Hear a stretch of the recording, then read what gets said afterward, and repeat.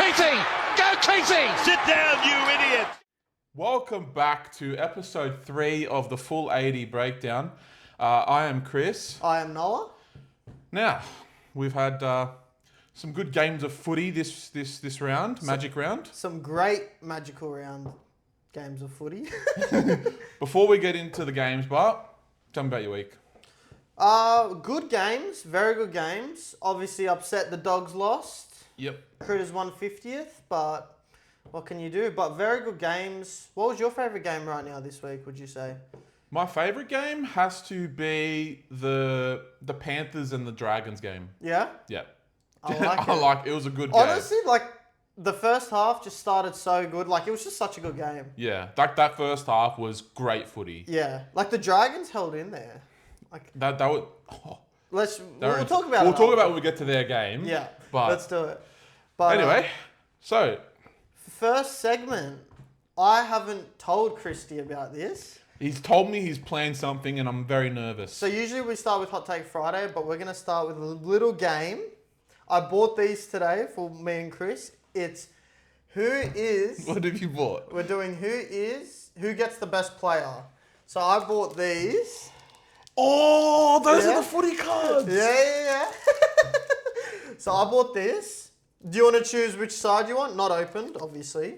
Wait, what? Yeah. Wait, these are mad. Yeah. So we're going to do... These are mad. We're going to do who gets the best player. Like, you know how like there's a good How do you player? know? We'll just vote. Okay. Do you want this packet or this packet? Wait. What's feeling you? What are you feeling?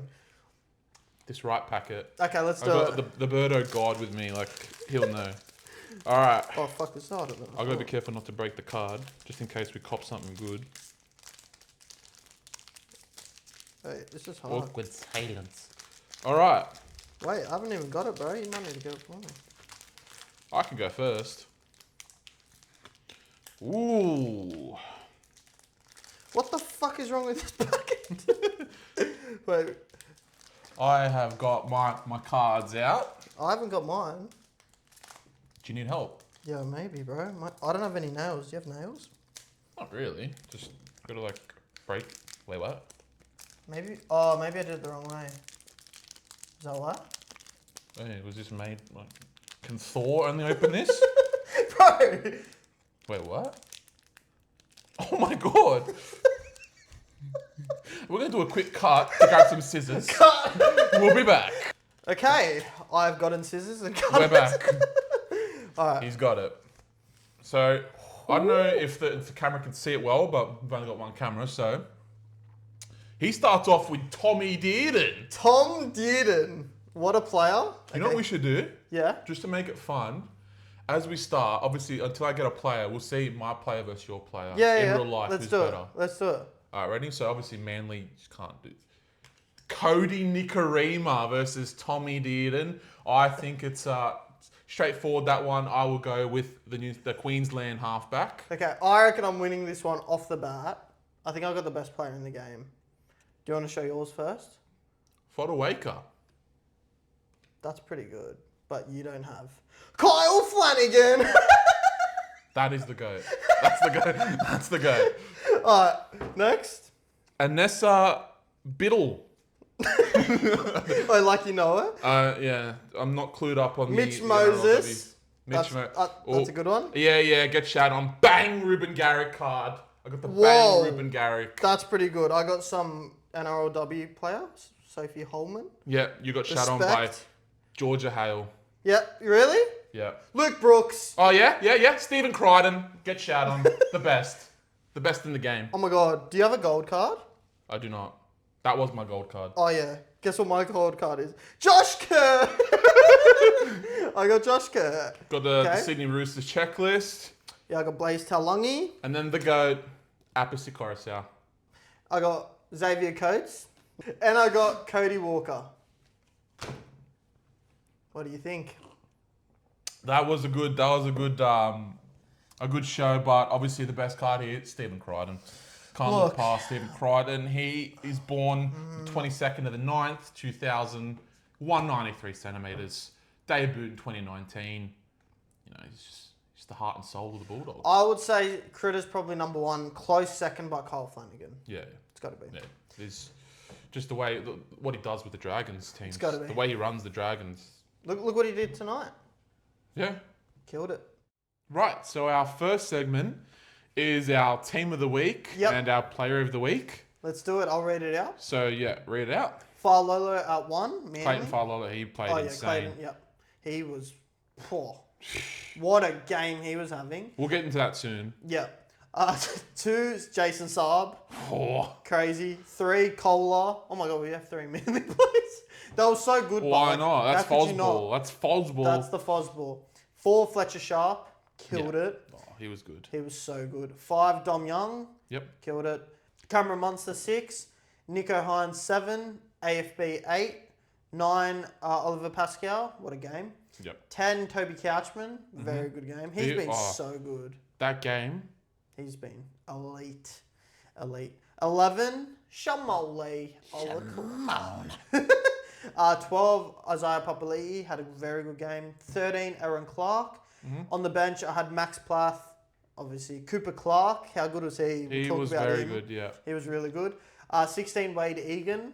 Yep. Very good. And 17, DWZ. And of course, we've talked about this. Our player of the week is none other than Shamon. Olukwatu, obviously, like, how good was he? We'll obviously get into his stats a bit further, but... Yeah, he is a great player. If he's not selected... I mean, we'll get into that. If he's not selected in Origin, I don't know what's going to But yeah, anyway, let's move into our next segment. So, we're doing Hot Take Friday. So, just a quick runners-up if you don't remember. Hot Take Friday is a special take that not a lot of people agree on. It's a hot take, basically. So, what that is I'm going to say something that I genuinely believe that could be very obscure and a lot of people don't agree with. Yeah. But so, basically something you believe in that the majority of people won't. Exactly. All right, do you want to go? You go first this week, or do you want me to? I've got a good hot take. I'd like to go first. Let's do it. Speaking of Stephen Crichton, my hot take is Stephen Crichton, if not the best, will be the top 3 centre of all time when he finishes his career. Of all time? Of all time. I want to say the best. I want to say not even top 3. I think he'll be the best. Up to what he's already done now, which is huge, and up until when he finished his career, he's only 25, 26. No, he's 24 turning 25. He might be just 25. He's 25. Now. He's 25. Okay, he's 25 now. But he's got a whole career left ahead of him still. That's true. So I think Critter will be the best centre to finish off his career, or just the best of his craft. Honestly, I think you'll get flamed for that, but I don't disagree. That's not a hot take to me, but... Because we're both Dogs fans. Yeah, but I love it. Yeah. Like, if you think about his trajectory... Trajectory, yeah. Yep. If you think about it, he's already won 3 comps. He's got a Dally M Centre of the Year minimum 4 times. I think it's 5, but don't quote me. I think I'll just say 4. If he takes Bulldogs to their comp, like another comp, compared to 2004, what's that, 22 years drought. If he takes us to win a comp and maybe takes Samoa to a World Cup final, I reckon he's in. Yeah, 100%. Like that guy's insane. Yeah, I love it. All right, my hot take. Your hot take. Listen to your hot take. My hot take's a bit different. Some people might agree. Let me give some reasons. So my hot take is, I believe Cooper Cronk is the greatest halfback of all time. Greatest halfback of all time, Cooper Cronk. What do you think? Wow. That's a statement. Yeah. Over JT, over everyone, you have Cooper Cronk as the guy. I have Cooper Cronk as the best halfback. JT, Andrew Johns, Nathan Cleary, they are better players, but in that specific role as a halfback, he is the best halfback ever. I see where you've gone. He's the most structured. He's won 6 comps. He won back to back with 2 different clubs. If not the smartest. He won 2 Dally M's, I'm pretty sure, as a halfback. Oh, no, 2 Dally M's in general, and like 6 or 7 Dally M halfbacks of the year. He's just a freak, and I want to give a good call out. Cameron Smith didn't win a comp against Cooper Cronk. Cooper Cronk beat him. As soon as Cooper Cronk retired in 2019 after he won the comp, Cameron Smith then won the comp. He couldn't win it without him. He won it after he retired. That is some good points. I think Cooper Cronk's the best halfback of all time. Wow. And he's the most underrated. Do you agree with that? I want to hear what they say. I reckon some might. Some might think I'm an idiot, but No, like you've actually explained why he's the best halfback. yeah, I'm not saying he's the best player of all time. Like in that specific role, he's the most structured, robotic, like halfback. Yeah, Wow. He's in my opinion the best. No, that is. You know what? I back that. I think we both back each other's hot takes. Yeah, It's for the first time. I think. know. All right. Should we jump into the next one? We'll jump into the next one. Do you want to go? I'll start. So You start this is a nice little fun segment that we're going to try interchange every week. For this specific segment, we've gone with fullbacks. Yeah. Based on current today's form. Who are the top 5 fullbacks this year based on current form? Yeah. So we're talking about who the best fullback is in the game, ranked 1 to 5. Even if they've played 3 games, if they played incredible in all those 3 games, they could be at the top. Yeah. You know what I mean? For example, like just this year, it's not like all time. So, do you want to go first, or do you want me to go first? I reckon we go 1 for 1 on our. We'll start with 5. Or we start with our 5th and we go down to our best. My 5th best fullback of this year. He's currently not playing. Yeah. This might be a hot take, but Tom Trbojevic. I believe he started this year as the best fullback. Wow. And if he wasn't injured, he would definitely be in the top 3 fullbacks this year. Yeah. No, That's what I think. can't fault it. Mine is actually not playing as well. Yeah. He recently just got injured, but what he did for the team before he got injured, Jareem Buller. Ooh. He took his team to first. I like it. Or tied first, I should say, with Panthers. Yep. And he was just, his form was incredible up until he got injured. And I reckon when he comes back, he'll relieve a lot of pressure off the team that Tigers are currently having. And Buller's just that top 5. I love it. Well, my number 4 is actually Buller as well. There we go. So he has to be top 5. Yeah, like I feel like the fullbacks this year, there hasn't been like a crazy amount that's standing out. He's obviously injured, but I feel like what he's done for the Tigers, his X factor, he's just been in really good form, and they obviously re-signed him not long ago. So yeah, he's my number 4. Yeah. My number 4 is Sua Fa'alongo Ooh. from the Storm.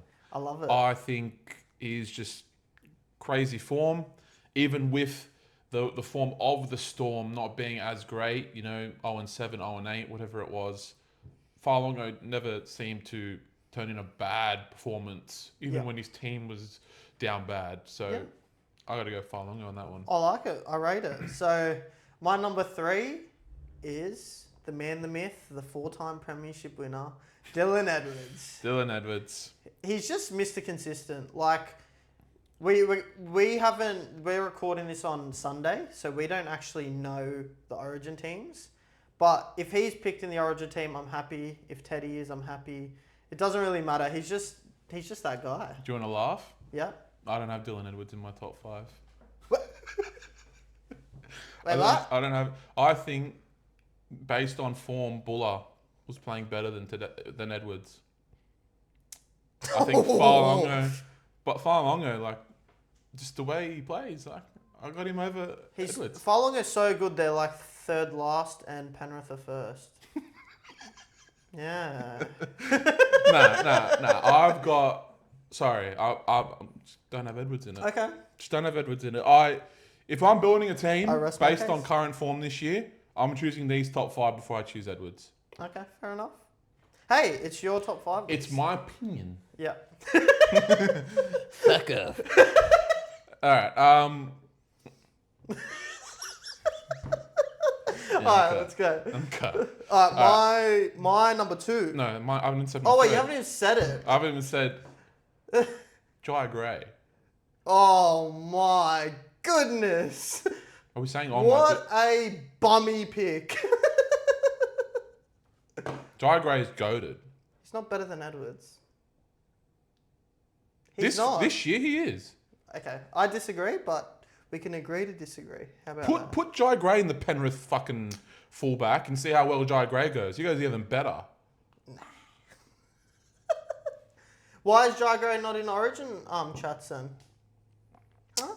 Because there's just depth within my other top two.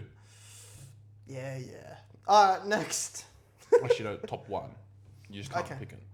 My number 2, who I think will be the Queensland fullback this year, Kalen Ponga. He is My his favourite two player. is Kalen Ponga. That's Oh, my it's yours number as two. well? Yeah. Yeah. I just feel like what he's done for Knights, like when he's on the pitch, you know, like how he's gotten injured this year. Yeah. On the pitch, he has literally got 100% win rate since he's been on. They haven't lost yet without him. That is true. That is crazy. This week, even though it started off to a shaky start, he didn't Yeah. have too much of the best. He was injured, but Yeah. he You could tell. he actually missed captain's run. So, Yeah. and he still like had not like the craziest game, but he still was pretty good. Like he was Yeah. in it and around it. He assisted a couple tries. He didn't do half bad considering. Yeah. And your number one. My number 1 is very obvious. This week, We have the same number one. I'd hope. yeah, it's got to be Connor Tracy, right? It is Connor Tracy. Connor the GOAT, Connor Tracy. Him in defense, unbelievable. Unbelievable. Defense wise, attack, he is lightning quick. Prime Billy Slater-esque. No, okay, let's talk serious. James Tedesco is our Obviously, number one. James Tedesco. He's number 1. Off the back of a Dalium, he has been the best fullback this year. Best player on the field. Literally. Except for this week. He had a bit of a stinker. So did everyone, to be honest. So did the whole of Roosters, but... Like that whole top five, Jai Gray, Yeah, bummy. Farlongo, he played an alright game. Buller's obviously still injured. Yeah. You know what? Everyone's bound to have a bit of a bad game. Yeah. But But not even that bad. Most of their teams won. he's been the most consistent fullback this Yeah. year and the best. So he's definitely my number 1. But yeah, that was our top 5 fullbacks for this year so far. Might come back to it at the end of the year. We'll see how we go. Yeah, the end of the year, I reckon it will be different. End of the year for sure. Yeah. Depending, Jai Gray might even be number one. You never know. Or Connor Tracy. You never know. No, he is number one. Alrighty. All right, for our next segment, we have Perth's top 3 signings. If you were them. Yep. So we're gonna act like the GM of Perth. Yeah. Basically, we're talking about it off camera. We're a bit worried about Perth. They need to sign some big dogs. Like they have a lot of good players, but no actual big names that are coming into the team as of yet. So you've got 3 players, yeah? I've got 3 big dogs. Okay. Do you want me to start or do you want to start? However you want to start. You want me to start or? You start. Okay, I can start. I think to pair up with, obviously, Toby Sexton is the halfback, who will be the halfback for Perth Bears. Yep. As he was one of the first signings for them. Mm-hmm. I think someone who's coming to the end of their contract with their current team and to slide into Perth Bears with their experience. And in the halves, you do need experience for a new team especially. Yep. I think Luke Brooks is that guy to pair with Toby Sexton. That's Because interesting. Toby Sexton's more direct, but Luke Brooks can play on the outside with his backs, run the ball. I think it's an elite combination. And if you're Kieran Foran right now, you want to keep Joey Walsh.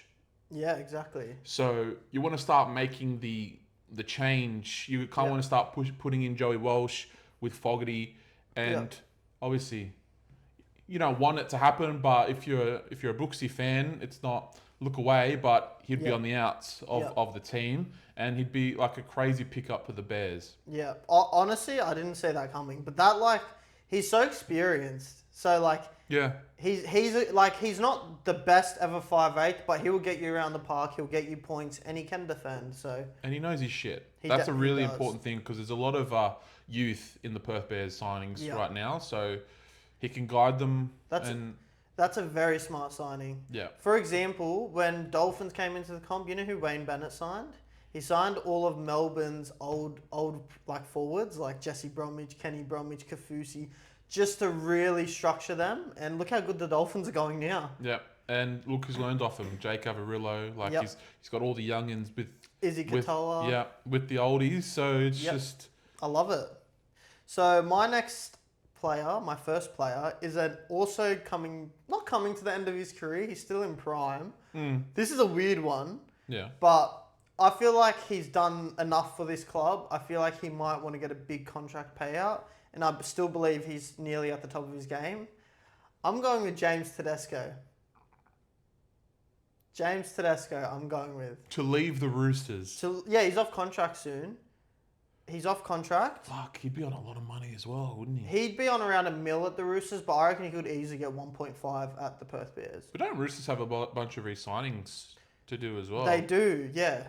And like, they've got a lot of players that can play fullback as well. And I just feel like he would be the perfect captain for Perth Bears as well. Yeah. No, I back that. Yeah. I don't know. Imagine the experience of Tedesco At the back. leading the backs. Yeah. Wow. So, I don't think it will happen. I would really like it to happen, but... Yeah. If you were the management at Perth Yeah. Bears, you would be looking for Tedesco's Yeah, top spot. like a 3 to 4 year deal, probably 3-year deal, I reckon safe for both parties. But yeah, that's my first player. My second player is, I'm moving away from the backs now. I'm Yep. going to the forwards. Yep. I think this person doesn't get enough game time in their own club, Okay. as they should. But that's no credit to his performance. That's just because they're so stacked in the forwards. Mm-hmm. Roosters forward Spencer Leniu. Ooh, I I like think it. if they gave Spencer Leniu, he's an absolute enforcer, Yep. premiership winning forward. He's a great leader, Yep. and just at Perth Bears, he'd be the leader. He'd be a killer, yeah. Yeah. It's weird because when he signed with Roosters, everyone thought, oh, he's going to start. But he still didn't start. He still played off the bench. And I feel like they say he can't play big minutes, but you just never seen him tired when he's on the pitch anyway. So Yeah. I don't know why. But I feel like that's a very big signing. I got a hot take. I'd say that Panthers use Spencer Leniu way better than how Roosters using him. Ooh. Yeah, I agree. Like, I get it. If you're Roosters, you're starting to fire who's a great starter Yeah. with Lindsay Collins, and you'd obviously get Spencer. Obviously, he was injured at the start, but then he's come on after bench impact. Yep. And he's done great. But I think him as a player, just around that Panthers pack with Leota, with all them, With I Fish. think, Fish. I think Panthers was his club. Yeah. And he's with his brothers. Like, Yeah. they were brought up together. They played juniors together. Yeah, that's a very good pick. That's a very good pick. My next pick is an ex-teammate of Spencer Leniu who's off contract. I feel like he could really lead their pack and just lead their forwards in general. I'm going with 4-time premiership winner, Liam Martin. Wow. Yeah. That's another great pick. Yeah. I mean, these are all great picks. Yeah, not they gonna lie. are all great picks. But just thinking about it, like, yeah. Yeah, I don't know. I just feel like him on the edge shores up that edge. I can see him in that red jersey. Same. That red and black almost jersey. Yeah. Like, you can just see him in that. I can see it. I can see he is paying. He's getting unders at Panthers. I feel like this could be his big contract as well Yeah. that he deserves. To be honest, he's been on unders for quite a while, but he's been in the best team for quite a while as well. So I feel like he'll get his last good contract. I feel like Perth Bears is actually a really good signing for him, and I think that could really happen. Yeah, 100%. That's a great signing. Yep. My last signing, I've gone back to the backs in a fullback. Okay. So I think the best fullback, as we did see, he did leave his club to go to Dolphins as fullback. I think they should sign Hamiso Tabuai-Fidow. Wow.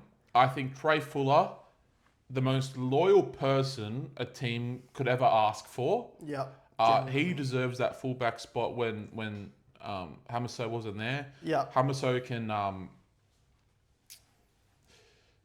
really shake things up. Yep. And just be damaging for Perth, especially like it'd be a great impact. Oh yeah, he's another player that's just like not like Tedesco, but just to have in your club. You He's could turn nothing into something. He's literally, for me, the new era of Ben Barber. Yeah. The way he runs, the way he glides, the way he doesn't look like he needs to glide, but he's just so quick. He's a very good player, and I feel like that could happen as well. Like, he's off contract. They could move Herbie to the back. Yeah.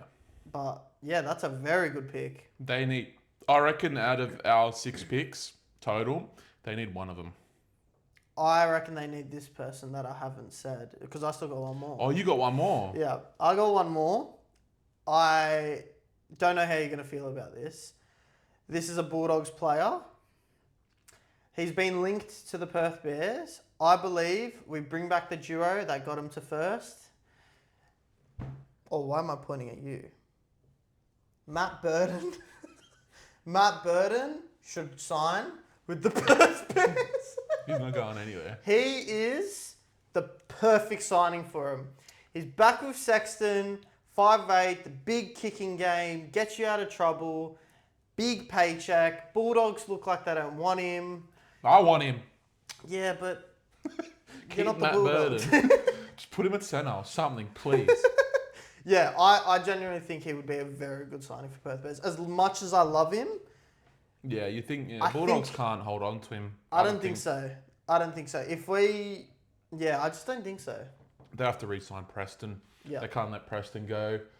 There's too many half combinations to make at the Bulldogs now. One of them has to go. Yeah. Burton's on a lot of money, so Yeah. I think Burton's the next guy to go. And I do think it would be, if I don't say so myself, a great story to reunite with Sexton Yeah. and And take him to first. take him to first again. Yep. And then sign Galvin and then go to third. And then And then go to 15th. and then bottom 4.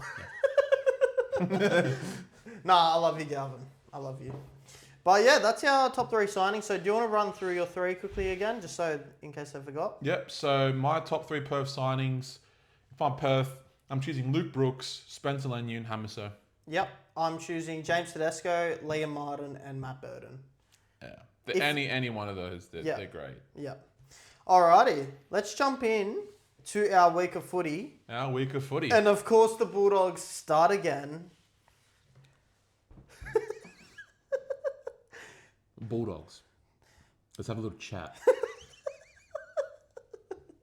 What the fuck are we doing? I know what we're doing. What the fuck is going on? I'm tired of losing these games, playing like bums. Against the Sharks. Like, the Sharks are one of the weakest teams this year. They are. Yeah, and we just... Yeah, we made Will Kennedy look good. We made Will Kennedy look like prime James Tedesco 2019. Well, the Magic round wasn't really magic. So let's start with the Bulldogs. How about we start with Connor Tracy? I don't think he done anything wrong. Oh, wait. He fucking done everything wrong. Every single try conceded was his fault.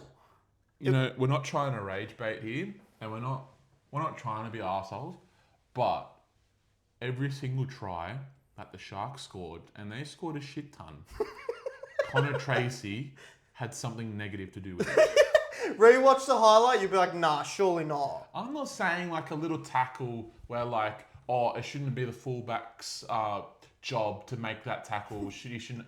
No. He should have made these tackles. These weren't tackles that like, oh, you just like, it just gives past you because they're too fast. Connor Tracy, I don't think he has opposable thumbs. I don't think he can grab onto people and tackle them. Like, I don't know what's going on with Connor Tracy in defense. I think he's lost full confidence. I'll be honest. I'll talk normal now. I think he's lost full confidence in the back. I feel like he will definitely be dropped this week. I genuinely do. I genuinely think he won't. You don't think he'll be dropped this week? No, I think Cameron Serraldo, there's something... There was... Does he have his kids hostage or something? There was he got on a report. I reckon Serrato's like, please match one band match, one band match. But yeah, let's talk serious. Tracy wasn't good enough. Very poor defense from him. He literally costed us minimum 3 legitimate tries. 3 tries minimum. Jonathan Sewer's not first grade ready. Him on the left edge, he just looks out of sort. He just looks like he's scared. They need to bring back Jethro or our fellow podcaster, Marcelo Montoya. But, yeah. I want to say something. I do think we're a bit harsh on Montoya. I do as well. They need to put him on the left side. For some reason, Serrato's like, I like my wingers to play both sides. Yeah, he's not Brian To'o. All right, relax. I want to say this. If Marcelo didn't get dropped and he did everything exactly the way Sewer did, Marcelo would still be copping way more slack than Sewer has been copping right 100%. now. Just because he's Marcelo Montoya. I think we treated him a bit too harshly. Yeah. Myself included. Don't get me wrong. Yeah, I treated him like shit. I wanted him out of the club just anger. Just anger in general. Like, you don't want to see a club losing, but it's not his fault entirely. Yeah. Like, yes, it is his fault to an extent, but for how the club is going right now as a club, it's not Marcelo Montoya's fault. No, definitely. And in attack, which is what the Bulldogs desperately need, I think, other than Kiraz, he's our best option in attack. To finish. There was a try that Tuala should have scored. Tuala's a straight centre.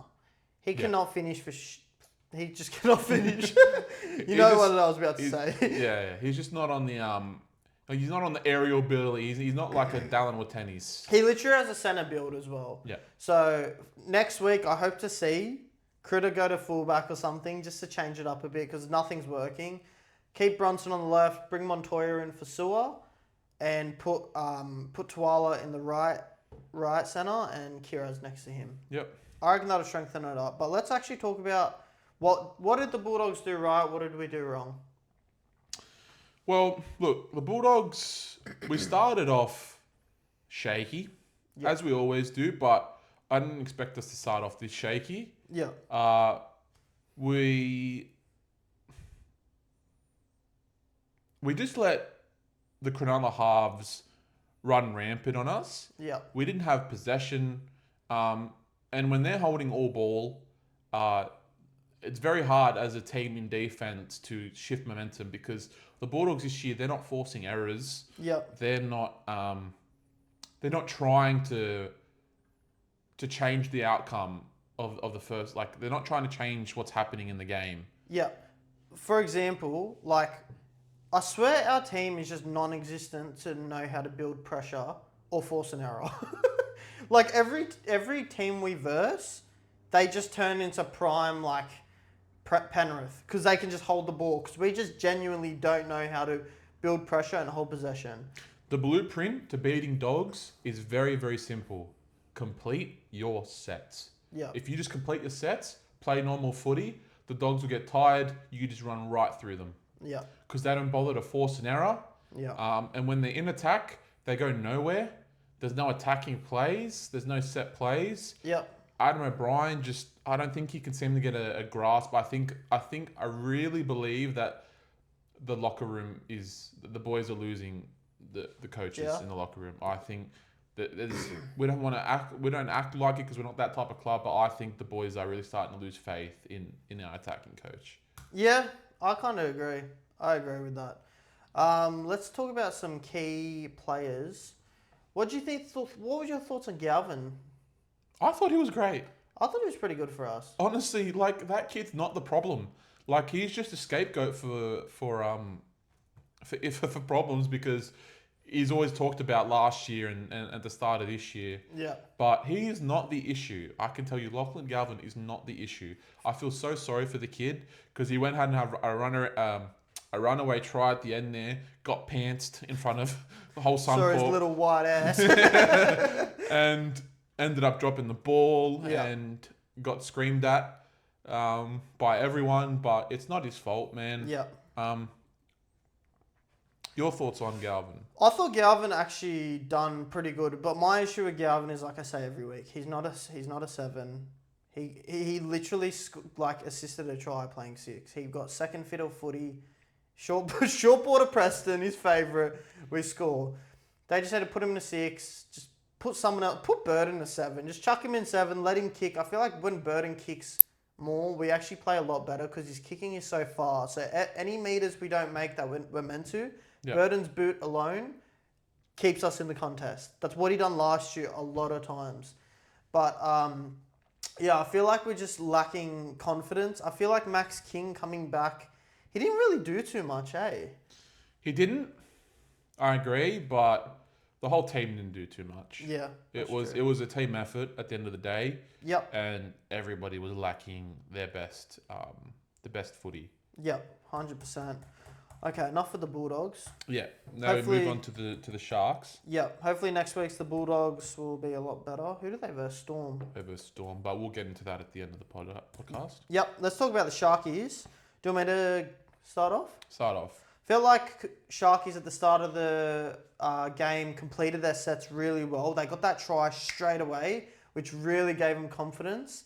Felt like bringing Mulatalo back into the team. He literally just lifted them. Yeah, he boosted their just morale. Their egos, their fuck yous about him, their punch. Like he was missing, which was huge. Thought Hines' ball playing was really good. Yep. He back at his best. His goal kicking was great. He knew how to control the team. Trindle was good and very good because he actually let Hines play his halfback role. Last week when they versed Rabbitohs, Trindle was just give me the ball. He was overpowering. Yeah, overpowering Hines. And when they do that, Hines goes into his shadow and just be non-existent, literally. Sharks play their Sharks good. play their best footy when Hines is running the team. 100%. When Hines is confident and running the ball, you can almost guarantee Sharks win. Yep, 100%. And I felt like Kennedy, he made some, like obviously attack, he was very good, but he made some very big defensive plays. Like, see his smash on Tuala to like, that was a crucial try. If we score that, we're back in it. Yep. So Bulldogs were very close. Not very close, I'd say, but there's times where we could have came back into the contest there. Before Mortalo scored his last, because the halftime score was, I think, 10-8, 10-6, or whatever it was. I'm not too sure. No, it was a bit more. 6. I think it was like 16. Let me get it up.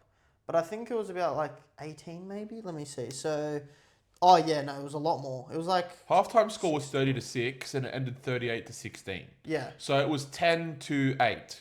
Yep. But obviously, Mortalo scored at the end. Bronson scored at the end. But when Critter scored his try, there was 20 minutes left. There's 20 minutes, yep. You know, Dogs aren't a stranger to a comeback. We've seen it happen in the Raiders game 2024.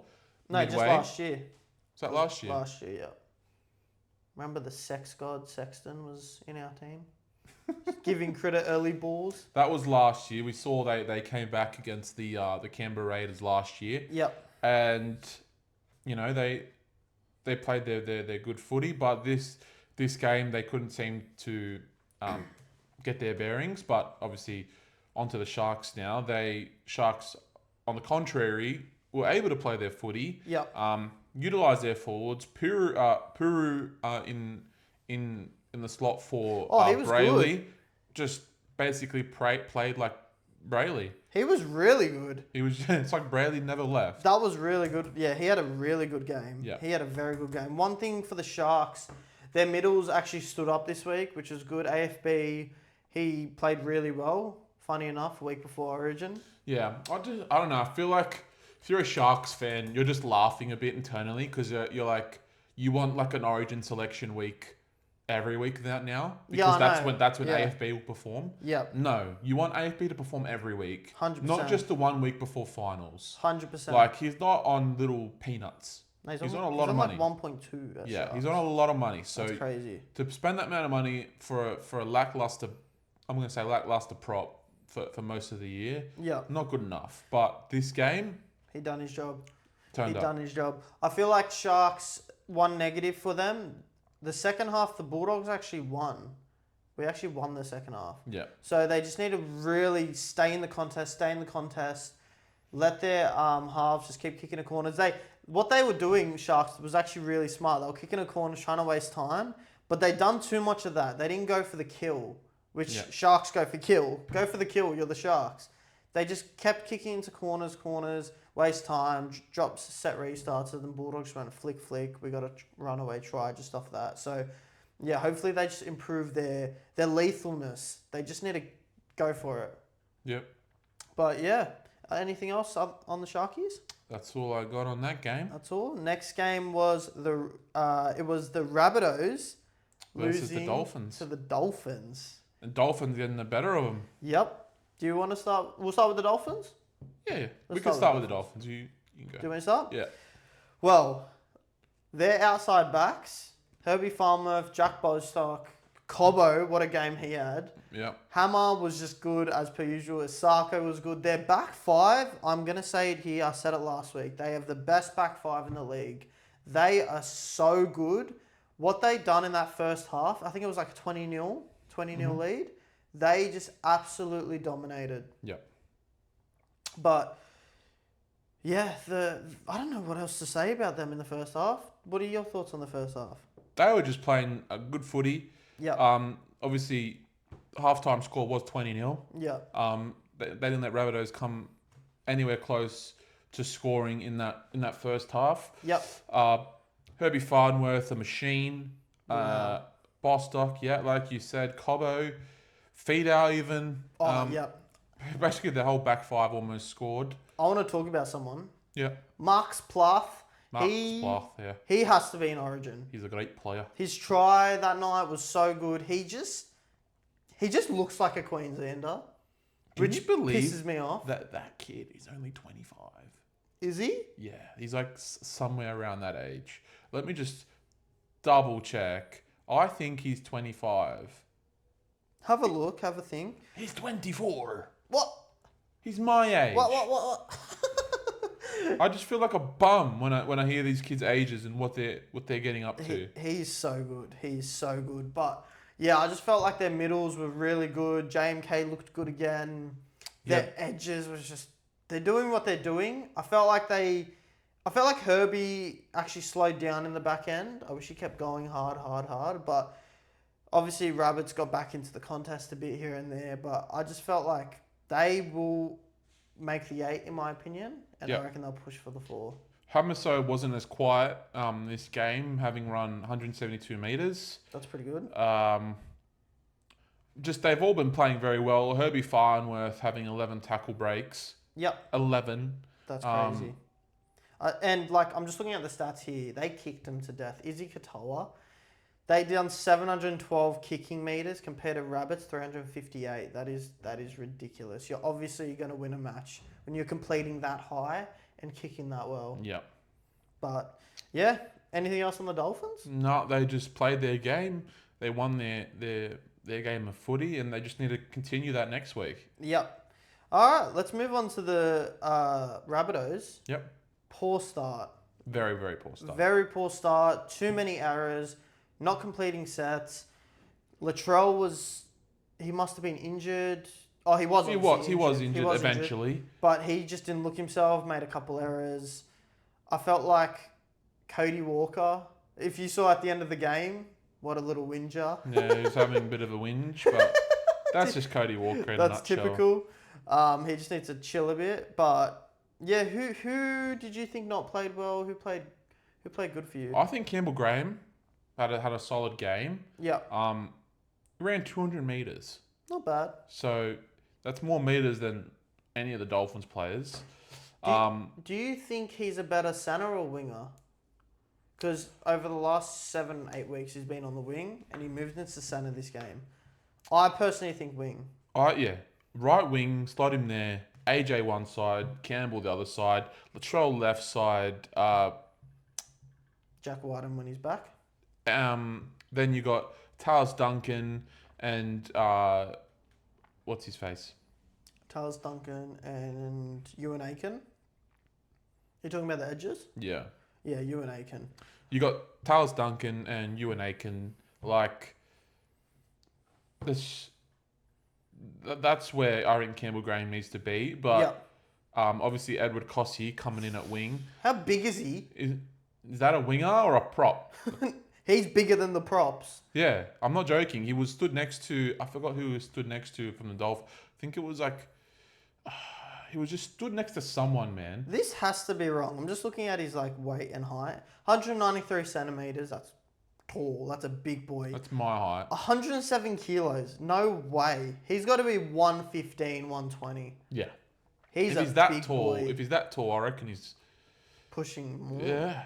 He's a big boy. Maybe it's not updated, but he is a His junior good, stats maybe. when he's like 14. But yeah, I felt like Rabbitohs just started poor. That's what they do. But I felt like when Latrell went off as well, they just couldn't get their rhythm going. Yeah. Who came on for Latrell? Was it... No, it wasn't the other Latrell Sequel, was it? No, I don't think Latrell Seagull played. Yeah. Um, I'm trying to remember who it was, but just off the back, I just felt like they just didn't get their rhythm going. I feel like Ashton Ward had a couple shockers, the halfback. Yep. Last week he was really good. He didn't overplay his hand. This game, I felt like he was just trying to force it a bit, just a bit. But yeah, it's probably just one of those games. Like Rabbitohs haven't had a bye in a few, probably. When have they last had a bye? It hasn't been ages, so they're probably just tired, like traveling a lot. Well, Duncan didn't play half a bad game. Yep. He had some good post contact. Yep. Some good run meters. Yep. And he he had 18 runs, almost ran for 200, and almost 100 post contact. Yep. So and played for 70. Yeah. Played for the full 80. Yep. And yeah, it was just as a team, they just versed a better team. Simple as that. Felt like Cam Murray does what Cam Murray does, but he had a pretty good game. Yeah. Got through his work, fast played the balls, doing what he does best. Unfortunately, the rest of his team didn't go as well, but he's got to be an Origin for me. Yeah. He's got to be, surely. But yeah, anything else on that game? That's all I got on that game. What you got? Alrighty, next game, Saturday. I think this was at 2 or 3. Saturday. What's the first game of Saturday? 2? Saturday was 3, I think. Anyway, the Fozball absolutely dismantled Benji Marshall. Fozball. I think we should start with Manly. Start with the Foz. First off, Toltau Kola, kicking off first points. His first try, all himself. Yep. Bumping off everyone, fending everyone, burning the outside backs. What about that try? I know. He just bang, get off me, ran whole length of the field. bang, See you later. and obviously starting that game, you're a bit worried of the fullback switch because that was Clayton Fulalo's, by the way. What a game at starting fullback. That was turbo. That was crazy. He switched obviously to fullback and Cole was back in his centre spot, but centre, it was centre left spot. centre, And him playing next to Lehigh, it was great. Like they were both elite that game. Cole is just, as he is a strong runner. Yeah. He's clearly shown that, and it just couldn't have worked better for Manly. Yeah, I felt like their outside backs was so class. What Manly do best is they don't just run straight at you. They spread the ball and make it really uncomfortable to defend. They make you, even if it doesn't work, they still gain a few extra meters just from breaking the line, passing it. They just break the line, making it very uncomfortable. I felt like Paseka, Taniel Paseka, he's in his career best form right now. Yep. If you were to design a perfect prop, it'd be like Payne Huss. But the body of Paseka and how big he is, how fast he is just a beast. He's like one of the best forwards this year. He has been so good. Just everyone in Manly has just been in crazy form. And just to go back to Clayton, his passes to Saab. Yep. He done some great passes and fed Saab, I think, 2 tries. That was assisted to him. Yeah. And Manly were just clicking the whole night. 3 tries. Saab had 3 tries. That's why he's in our team of the week. Yeah. You can't... Clayton, that's why he's in our team of the week. Yep. Those 2 boys, that game, even with Kolar, they're playing great footy, and that's what Manly just need to keep focusing on. Yeah. It's just the pressure that their outside backs can give to teams, because the speed. Like, you got Kohler, you got Saab. They're such an uncomfortable team to verse. Yeah. Let's talk about another guy. Shamaule Ola Kawatu. Shamaule. He Shamaule. He is literally the Michael Jackson of back rowers right now. He is so The biggest, good. the baddest, the best. The biggest pop. He is such a unit. Yeah, he needs to play Origin. Talk about him. He Let's needs to play Origin, first of all. go. Yeah. If Hamolu's not in the Origin team, I'm fuming. Like, he's such a force. Yeah. Let me just read what his stats were Go. with just 30 minutes to go in the second half. So basically, the second half just started. He had 1 try assist, 2 line break assist, 8 tackle breaks, a turnover, Yep. and an offload with 30 minutes to go. He was the most damaging forward this round. And let's just not bring up what he did to Seyfarth. Oh. Just threw him off like he was a toddler. Yeah. Like- Safe fast the middle, by the way. Yeah, just bang, get him away. See you next week. Cameron Munster, watch out. Because that's who he's going up against in Yeah. Origin. Good luck, my friend. Good luck. Get whacked. One negative I want to talk quickly about. The Nathan Brown, he made a run into the line and he passed it like a half. And he got really shitty at, I think KPP, Kai Peacepool. He got really shitty at Yeah, I him for remember getting that. whacked. Like, if you want to go into the line, mate, Expect to expect hit. to get whacked. Yeah. Like, this is NRL, it's not touch footy. The refs this week, oh. Are we playing There was touch some- footy? Like, genuinely, there's a couple games coming that I want to lose it, but There was some abysmal reffing Jesus. this week. We're playing, like, girl touch footy right now. But I don't like bringing up the refs. Like, Yeah, I don't either, but it's got to be it's said. just the refs just got to figure this out, like Yeah. themselves out. Like, we come here to watch footy at the end of the day, not like stop start Oztag. Yeah, You know what I mean? Like, we want to see like the game progress. yeah, Obviously for the betterment of the game. yeah. No one wants to see stop and start. No. No one wants to see someone go like Reece Walsh. He went off for a Oh HIA. Went off for a HIA. He got hit in the body. Why are you going off for a head? And- And he's wearing a headgear. But this is the worst part. He got hit in the body. No. The ref said he got hit in the body, but they send him for a HIA and it's not a penalty. How's that? That's not A plus B equals squared. That's A plus B equals ZYX. Like, what the hell are you talking about? Yeah. Like, that was ridiculous. Anyway, we'll get to that. But anything else on Sea Eagles? No, there's did not what much they you could talk about them. They're just playing their footy. I think when Hamole has the ball, people just decide to just Yeah, clear out a bit, yeah. tackle the legs. Quick shout out as well. Sorry to cut you off. Jake Chaboyevich and Ben Chaboyevich, they've been playing some good footy. They have been. They've Yeah, been really 100%. good. I love it. But let's move on to the Tigers. Would you like to start, or do you want me to start? I can start if you want. Sounds I feel like the Tigers, both edges, Mm-hmm. got targeted a lot. Yeah. That's just because of, the outs, and they didn't shift much focus to their edge defense, even though they were getting targeted all night. Yep. I think Benji's, not that he was bad or anything, it just there was other things that he was focusing on clearly, but Yep. that's what Manly were targeting. And as a team, that you have to, like, versing a team like Manly with that quick speed in the outside backs, you need a quick, you need a slide and shift in defense. Yep. And Tigers weren't doing that. But they did capitalise a couple of calls in the back end of the first half to give Yep. them points. But that second half, Yeah. Once the Fosball activates, it activates. But with the Tigers, I just felt like they had too many penalties go against them. I think it was like 3 to 4 penalties within like 3 minutes, by the way. So that was just really poor. That just hurt them. But I felt like one good thing with the Tigers, once they actually got into Sea Eagles' attacking zone, that they're 20, they just scored.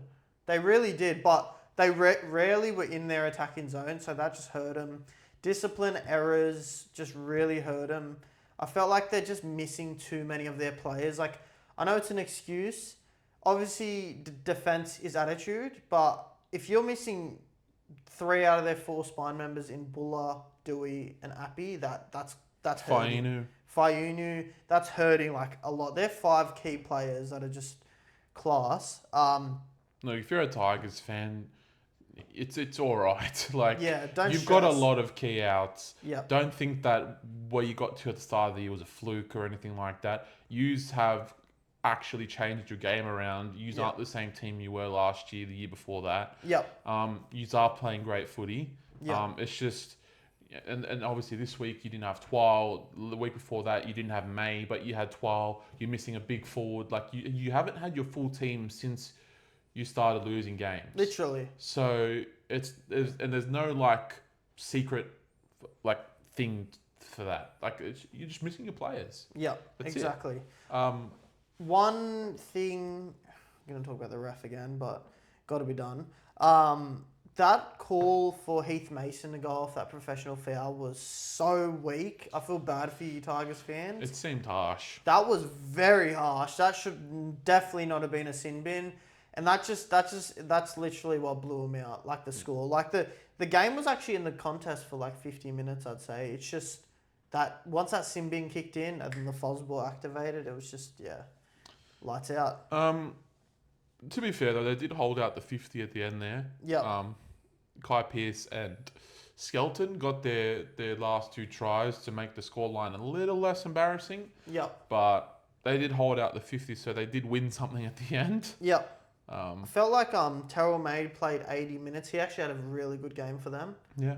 He had a good game. I felt like and they were missing Twal. Yeah. He's been their best forward this year. Yeah. So don't stress, Tigers fans. Obviously, it's not good to lose by that. Felt like he had a couple unlucky calls and just a few silly drop balls, but there's nothing major internally going on. Yeah. In my opinion. 100%. Yeah. Anything else on that game? That's all I got on that game. That's all you got on that game? Yep. Okay, next game. The Cowboys upset, beat the Roosters, and shout out to my boy Nick from Australia. Yes. Obviously, I'm just going to bring them up once and not for the rest of this game. The reffing, again, was even more abysmal. It was clear that it seemed pretty evident that the Roosters were trying to get over with the refs' help there. You know the second half, I swear to God, rewatch this. The second half, the first minute, they had 4 penalties of Roosters in the first minute. No, they did. They did. It was crazy. I remember that. But yeah, sorry, go on. Yeah, the Roosters, they did start off with an unfortunate injury in Daniel Tupou. Yeah. And when he goes off, and they've been using him all year Yep. with his aerial attack, and you just don't have that anymore. Yeah. Obviously, your attack's hindered now for the rest of the game because Cody Ramsey and I think it was Palga. Yeah. Junior Palga. They don't have that aerial ability and experience of Tupou to get you points like he does, but they do get first points though, even after injury with the effort of Connor Watson. Mm-hmm. It was a great try, great grubber, great read from Toya, and Ramsey picks up his 1,351 try drought. That was cool to see. So that was a good moment. You can just see like the boys like Teddy and that, they just got up with him. They were so proud of him because amount of time, like think about that, how many years you're in rehab for, like the mentality of just sticking through it and just shows what type of player he is. Yeah. But, then like things turn a little bit ugly for them. Tupou's replacement, Polgar, ends up going off for HIA as well. Yep. So, and then they suffer another one in Lindsay Collins. Yep. So you got one person out of the game, 2 people on for a HIA, but thankfully both passed. Yep. And then the errors. The Roosters made 9 errors in that first half. Yeah. They usually don't make 9 errors in a game. That doesn't shock me. Like, what they did really wrong, the Roosters, they had, obviously, they had 2 sin bins. Both times, they didn't capitalise on the 12-man. Like they literally they scored one try with the 12 man the second time, but if you're the Roosters, one of the best attacking teams in the comp with Sam Walker, DCE, Tedesco, you gotta be scoring 2-3 tries against a 12-man Cowboys team. Cowboys are known for attack. They just didn't capitalise. It's almost like they played worse with the sin bin. Yeah, they did. Yeah. It's like I felt like Roosters saw Tom Dearden out of the Cowboys team and was like, we got this in the bag. Yeah. And they just they weren't gritty. Walker and DCE they weren't getting off on the right foot. Yeah. They seemed very, very frustrated. And do you think it's because they were versing each other in their head of who gets the Origin jersey? there could be that as well. Yeah. Could be a bit of ball hogging syndrome.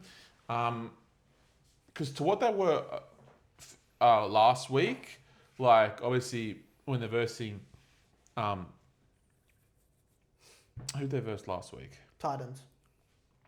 Titans, they played together, they played with each other, but in this game, they were just both frustrated. You could tell their set plays weren't hitting. They were just dropping the ball. The middles weren't getting involved as they should. Yeah. And if you're Roosters and you don't have Tupou on your edges, you have to win through the middle. 100%. And they weren't utilising Suo Wong like they were the past few weeks either. It's just, it was a couple outs for Roosters because Mark's been out as well. So that's your right edge attack.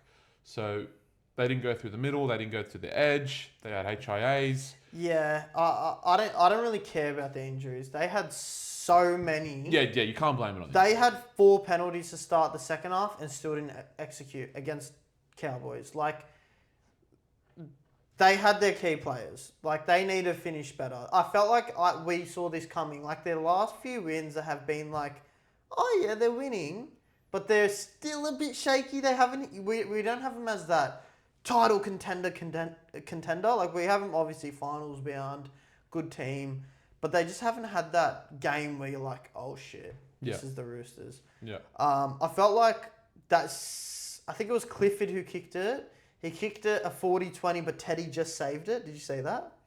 Yeah. That was good from Teddy. That just shows his class, which really helped him. Almost. Teddy was so close to that ball going into touch. Literally that much. He timed it well. Yeah. I felt like Nafai White had a good game. Yep. He really stood up, especially when Collins went off. But yeah, unfortunately, their spine just didn't get it done. Reece Robson versus his old team had a Barry Crocker. I feel like he had a few errors. So yeah. There was too many errors in that game. Simple as that. Yep. They could not get the job done with that many errors. Yep. If I'm looking at the penalties, right, there was, so let me just count this up, 12, 17, 23, 25 penalties this game. Wow. 25 penalties. That's insane. That ref, I don't know his name. He's the orange hair guy. Todd Smith? Is that him? Oh, maybe. I don't know. I'm not too sure, but too sensitive. It was bummy ref. Sorry. It's just he was a bum. no, I'll tell you exactly who now. It was. I feel like his name's Todd Smith or something. Yeah, it was Todd Smith. It was Todd Smith? Yeah, yeah I remember, because he always does that to the Bulldogs as well. Yeah. Little fuck. But, yeah, anything else on that game? Nah, that's all I got on the Roosters. Yep. Now to the Cowboys. What did you like from the Cowboys? What didn't I like? Wow. They did the opposite of what Cowboys are. They literally defended their asses off. They held in so well. Their middles, Ruben Cotter had such a good game. Marnie was good. They just held on so well. When they lost Dearden, he just guarantees you 12 points a game. They just said, nah, we've got to defend this out. 18-12 scoreline. Chester, what a game. Yeah. Purdue had a good game. It was literally not just a standout. I felt like Clifford was really good, but I felt like individually, everyone just had a really good game. Yeah. Cowboys, just the resilience. Yeah. It's crazy. I think they're one of the most, if not the most resilient team this year. Like, Really? they don't go away. They don't go away. You Oh, I have get to ya. put them away Yeah, for yeah, them yeah. to stay down. Yeah. Like, they stood tooth and nail with the Roosters when calls were going Roosters' way. Yeah. Like we said at the start of the second half, there was like 4 or 5 penalties. They still didn't score. Yeah. They 100%. only scored until one of them got sin binned again. They scored off the back of that. Yeah. So it's like the effort, the pressure, the stress that the outside backs like Chester Yeah. were giving the Roosters. It was just so advantageous. Like 100%. like Chester and Marnie playing together, Yeah. chucking. They've done it multiple times, just throwing them out into touch. Yeah. Like- Chester done that. Yeah, with Marnie, just them two together. Chester like bullied Savala that night. Like Yeah, Savala literally looked good all year, and then Chester's like, no, you're not a center. I'm a center. I'll show you what a center does. Bang, get out of my way. Took him out, I think 2 or 3 times. yeah. He literally took him out. But man, what a game! What Yeah. a game! The kicking game from Clifford as Oh. well. Smart, He can- nailing the kicks, bottom corner. He can play halfback, like in any team, in my They were opinion. talking about him origin selection as well. He's a good pick. You don't know. I never want to. know. I want to also talk about Cohen Hess. Did you see that part where Nafar tried to score? Yes. Evan Cohen Hess is like, nah, I'm not letting you in. Yeah. Takes him a Bang. bit more that way and he forces the error. Forces error, huge try saver. If Nafar scores that, it's 18 all. Yeah. Like with a kick to come, like that's crazy. Very good try saver from Cohen Hess, but. Yeah, I just felt like everyone done well. Like Lukey done well, Lodge done his role. McKaylee, he's hot and Yeah. cold. I felt like he had a really good night. Yeah. They gave Tamalolo a rest, I think, this game. Yeah, I think, was he It injured? was out or was injured. It was just sitting on the sidelines watching the game. Yeah, But it's just all credit to the Cowboys. Like, I got to give them their flowers. They were down to 12 men twice. yeah, And on 2 separate occasions, they held it out yep. till the very, very end. Just a very gutsy and gritty win. Very good win, Cowboys. Even Well done. Drinkwater had a really good game. I feel like he had Yeah. his moments. Like Yeah. he got that second try, but it was disallowed. But like he was just always in it, working his ass off, and just played really good. Yeah. But yeah, anything else on that game? That's all I got in that game. Now we're going to go to Storm and Eels. Whoa. That was a fun game. Let's do it. That was a fun game to watch. Do you want to start? You start with Storm. Wow, where do I start? They started actually not great. Sean Russell scored on the edge, but I felt like Storm just clicked into gear, do what they do best. Munster had a very good game. It's just when their spine goes to work, Hughes, Munster, Farlongo, they all clicked into gear. Harry Grant-esque, just controlled the ruck, played so good. I felt like Storm's middles were really good. Utakamanu, Cooper Clark. How good was he? That kid, he's got Potential? to stay. He's got to stay at that club. Well, they signed him to like 2030 something. Oh, they're lucky. They signed him early Because they know. he is a good player. Yep. But that Munster pass to Cooper Clark was just what Munster does best, his classiness. Munster was really good. Josh King, what about that try? He just Grant just passed it to him, thought like it was just he'll just take the tackle, play the next set. But King's like, no. I'm going to barge through 4 of you and just bang, put it Funny down. you said Josh King, and it was between him and Mitchell Moses when they were having that biff Yeah. in the middle. That was the funniest thing of my life. That was Like hilarious. Mitchell Moses is an ant compared to him. Josh King, yeah. And he was just just standing his ground. Yep. It was funny, but both teams they started decent here and there, but obviously the first points did go to Eels. Yep. But they returned serve through Moses Leo. Yep. He had a good game. He did. Obviously Craig Bellamy saw that Hugo wasn't in form enough, Yep. and they I had think to. he might have got injured. Was he injured? I think he's injured, yeah. There you go. It was a Yep. blessing in disguise because Yep. Moses Leo got his shot back, Yep. and he didn't disappoint. Yep. And it's just Harry Grant. Like his instinct, it's crazy. Good. He's That he's so second good. try catches the markers not square, guns it straight through the middle, leads to one of the best tries of the Magic round, I reckon. Yeah. I'm just looking at their stats here. Like, offloads, Melbourne 12-5. Like, 7 extra offloads. That's going to hurt you. Yeah. And it did. It really did. Like, their tackle breaks 47-28 against Eels. Just ridiculous. They ran over 700 metres more than the Eels. Like, they looked like they were running downhill. I felt like they couldn't finish a few chances, Melbourne, but they're still getting back into gear. They're not at their best, but they're definitely improving every week. Yeah. A lot of momentum stopped after the Storm's second try. Joash, I think, scored first. I think No, it was sorry, it was Sean Munster. Russell. It was Munster. Yeah. And then after the half time, but they were struggling in attack. I think up until the second half, Munster hadn't had a single tackle bust or offload Yeah. in that first half. Yeah. Like, they both needed that first half whistle. Yeah. 100%. Like, there were too many errors from both. Saw Bellyache getting up, pacing around the office box. Like, it was infuriating if you were watching both teams, 100%. if they were your team, because there were a lot of errors in that. But obviously the quick play from Clark leads into the big three to score the try. What a Clark try. plays, goes to Grant to Hughes to Munster. Munster puts it down. What a try. And that's what they should be doing. That's what we know. Like, that's literally what we know them for. That's the big three. Like, you don't see them work off the back of each other like that often. And I feel like that's what you should be doing. Yeah. Even if teams prepare for that, how are you going to stop them? No. You can't. You can't stop them. They're the best spine in the game. Yeah. They are. Felt like even another spine player, Fa'alogo, was everywhere that night. He obviously didn't score, but he was just like electric out the back, just running rampant. I think he ran over 230 metres that game. Like, he had a very good game. Yeah, I just feel like Jack Howarth and Nick Meaney also just done their role. I felt like Storm. I know this might sound like I'm being a bit of a negative Nigel, but I feel like it was 34-8, good score, but I felt like Storm could have put them away even more.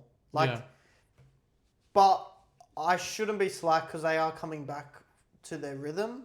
But knowing Storm, they could have put 50 on them easy. Yeah. 100%.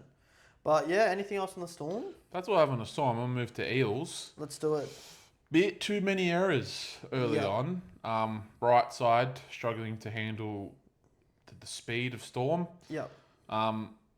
The thing that frustrates me with Parramatta is that they could have really good set plays in attack. They've got the players to make it happen. Yep. It's just the execution's not there. They Yeah. can't execute those plays, but they can. They're just missing that one extra player. I feel like they're really missing Iongi. Yeah. He knew how to finish it. Yeah. But yeah, like you said, too many errors. Their right edge was getting peppered. Like, Brian Kelly, he was just not at his best. I felt like Josh Papali's trying his best. He has good moments, but he's still learning his craft. I just feel like they're just missing too many of their key players. Yeah. Too many players missing and too many errors in the game. Yeah. Here's a stat. Ready? 27 minutes to go. The error count. Do you want to have a guess? 27 minutes Just to go. Eels? No, just everyone. I'll say 15. 21 errors. Really? There was more errors than points scored with 27 minutes to go. Wow. That's a good start. More errors than points scored. There was 20 points. It was 16-4 or something. 16-4 with 27 minutes to go, and there was 21 errors. That doesn't surprise me because, watching that game, I didn't really, remember it in a good way as well. I was like, yeah, it was good to watch, but it was like, whatever. You remember it stop and start almost. Yeah, there was a lot of stop-starts, which, wasn't good enough, but Mitch Moses, I felt like, come up with some good plays. Like, he kicked that 40-20. He had some good attacking moments, but yeah, I feel like he's just trying to do everything at this point. Yeah. Bit of, on their attack, Talon de Silva, there was a bit of miscommunication there. Around 15 left on the clock, there was a huge opportunity. They had a full set, 5 meters out on the Storm line, and instead of And on the fifth tackle, instead of going instead of going left to Mitch Moses, I think he went right. Yep. And as a as a as a dummy half, as a hooker, you got to read that. You got to read the 100%. game. Yep. And there was visible frustration Ooh. from Mitch Moses. He was screaming, like he was very angry. He doesn't care. He's just an animated person. Yeah, he's verbal with it. He won't. He doesn't care who you are. He will get angry if he's meant to get that ball, which he should have got that ball because they done nothing with it. Wouldn't surprise me if he yelled at the ref just then. I think he does. Hey, you didn't give me the ball. But yeah, I feel bad for Eels fans, but they're so hot and cold, Eels. Like one week they just pull an upset, like last week they beat Cowboys. This week, like a lot of people expected them to lose. But yeah, I just feel like the players they're missing, I feel bad for them. There's not a lot to talk about. Yeah, do you have anything else on them? That's pretty much all I got in this game. It's just there was too many errors, and they need to tighten that up. But I genuinely think they'll become a good side when they have their players back. They Yeah. have a lot of key outs. Yeah. Felt like Jack Williams was good. I Yeah. liked him. He was good through the middle. Talon De Silva was pretty good. He got through a stack of defensive work, Talon De Silva. He did just some reads that he could have done better Yeah. towards the end of the game. They could have had a chance to win, 100%. but But yeah, yeah, what can you do? that's the game. Game's the game. Yep. Next game, the Knights versus your beloved Knights My Knights. versus Titans, 36-12. Yeah. So opening the Sunday's games. Knights 36-12, defeating the Titans. I think we start off with the Titans. Let's do it. They started strong. Yep, Um, they did. They opened the scoring up, and it was through Ollie Pascal. He's really started to click with the Titans. Yep. You got to try last week, I'm pretty sure. Yep. He was good. Like he read So good. he read the rock. Yep. He knew where the markers were, where the first man on the left was, Yep. and just cut inside, went straight through him, Bang. puts it down. And I think the middles for the Titans, they were involved Yep. to start. Cooper By, Tino, they were really taking it to the line were. early. Yep. And they were excelling hard in post contact meters. 100%. Like they were really giving great field position to the Titans. Yep. Obviously, it came to an even halftime score, 6-6. Yep. Second half started shaky, unfortunately, because once the Knights started to shift the footy, throw it around, didn't care that much, started to play their style of footy. Yep. The Titans struggle with that in defense. They did. They definitely need to hold the ball in tackles and Yep. really thwart the offload, because the offloads killed them as well. 100%. So just being a bit tired and lazy in defense, I feel like the Titans were at the end. Yep. But I can't blame you. Like the Knights, they're just running rampant, running fast. Mars, you good luck catching that bloke. Yep. The ruck speed of the Knights, like that will punish you if you're slow to the marker and being tired and lazy in defense. Like Phoenix Crossland, Iponga, Yep. they'll damage you for that. Well, yeah, we'll get to the Knights. Ollie Pascal, I think he's going to be their full-time hooker. I don't know if you saw, did you see Sam Verrills I did see. had a Chinese meeting with Phil Gould? Yeah. So I feel like Sam Verrills will probably be on the outer, just of how good Ollie Pascal's doing for him. Yeah. He will be a very good hooker in the near future. I'm going to say this, he'll be a top 5 hooker in the next 2 years. He was that good. They defended really strong, the Titans, the first half, like really good. Tino was great.